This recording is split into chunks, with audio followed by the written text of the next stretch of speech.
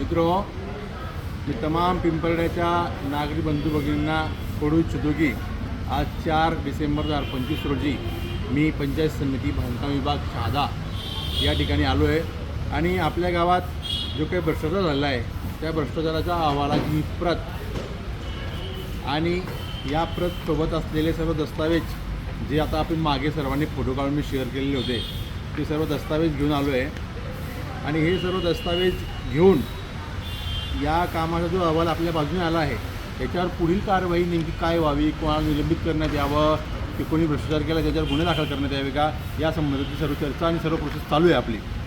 त्यानंतर सर्वात महत्त्वाचं म्हणजे गावात व्यायामशाळा नाही आणि व्यायामशाळाचं साहित्य गावात आलेलं होतं ते सर्वांना माहीत आहे आणि ते व्यायामशाळेचं साहित्य कुठं गेलं, ते प्रिंटिंगचे व्यायामचे साहित्य, प्रिंटर वगैरे, डेट ऑफ रजिस्टरमध्ये साहित्य कुठे गेलं या संबंधातसुद्धा माहिती अधिकार मी आपल्याला फोटो काढून प्रिंट टाकेन.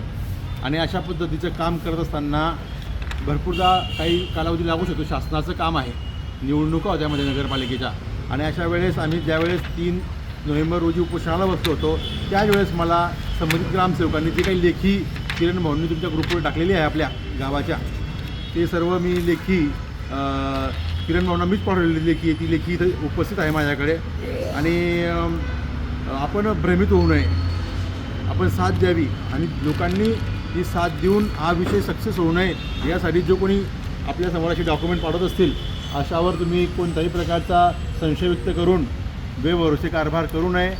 हे त्यांचं तेच षडयंत्र आहे की याने एकट्यानं लढत राहावं, त्याच्या पाठीशी कोणी उभं राहू नये.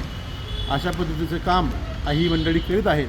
त्यांना मी आज हे सर्व पुरावेसहित सांगू इच्छितो की काहीच कोणावर शंका घ्यायचं काहीच कारण नाही. इथे 1 रुपयाचा भ्रष्टाचार आम्ही होऊ देणार नाही. एवढंच नाही, ना खाने दूंगा ना खाऊंगा, उलटा जो खाया है ना वो भी निकाल लूँगा. ते कुठे गेले व्यायामशाळे साहित्य यासाठीचं आता युद्ध चालू झालेलं आहे आणि वॉटर फिल्टरचं पण पैसे 190चं पण युद्ध चालू आहे.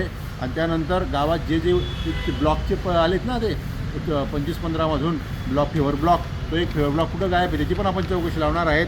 त्याच्यामुळे निश्चिंत राहावं, भ्रष्टाचार होऊ देणार नाही आणि कोणाच्या या अफवांवर भरोसा ठेवू नये.